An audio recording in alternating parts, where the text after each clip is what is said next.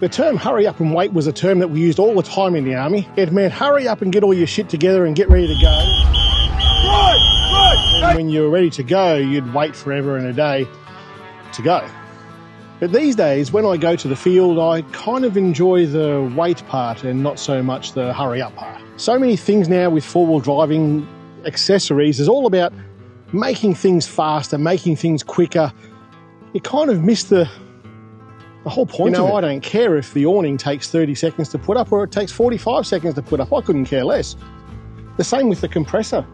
I don't really care if it's going to take me 2 minutes to blow a tyre up or 3.5 minutes to blow a tyre up. It really doesn't matter. I think you can find your time savings in the way you set all of this stuff up, rather than just forking out more and more money to make yourself that little bit faster with blowing up your tyre. I've said it once and I'll say it again. Everything in here has a reason to be there. Everything. And everything has its place.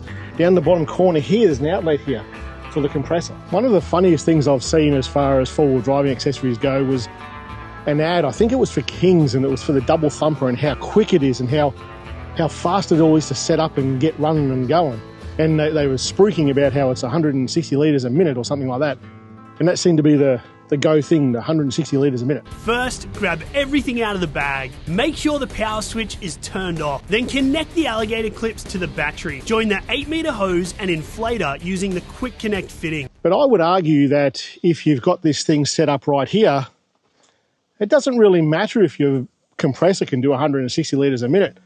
You're going to find your time savings in the way you've set it up. Then screw on the included air chuck. Next, put it on your tyre valve. Once you're ready to go, start your vehicle, turn on the thumper mat. You'll need to turn the compressor off manually to accurately check the pressure as you go. The compressor that I have installed here is a TJM Pro Series single. So it's a 85 litres a minute compressor. It's not exactly fast, but I don't need it to be fast. It is 100% duty cycle though. That sucker will go until you turn it off again. It will not stop for overheating because of the way it's designed. Like air comes in the back through the fan, goes around the cylinder, keeps it cool.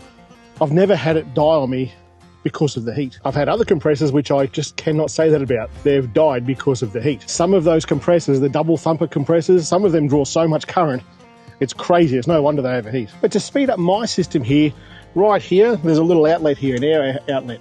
So I've got that compressor mounted behind the seats. I don't see it, I don't need to see it. That compressor comes with a really good wiring loom and a few different options for air lockers and things like that.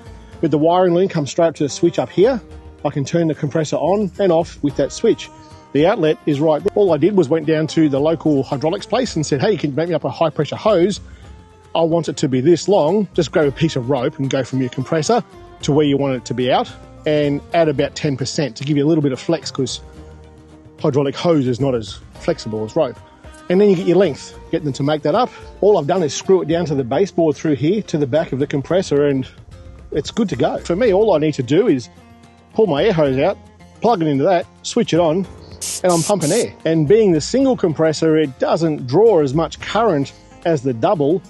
I'm just running it off the lithium in the in-house battery and it works perfectly fine. When you consider that the single air compressor for TJM is pretty much half the price of the double, and it pretty much pumps at half the price, you've really got to be on a damn good hourly rate to win that money back over time. What I mean is if it takes me 3.5 minutes to pump up a tyre and it takes you 2 minutes to pump up a tyre with your double,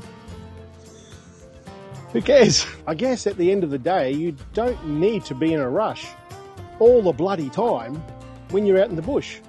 Just relax and enjoy the freaking flies. But seriously, like being out in the bush it's pretty relaxing. It's nice and chilled. You don't need to rush and rush and rush and rush just to get from here to there. You just don't have to. Just take your time and chill. Well, for me, that's why I come out here.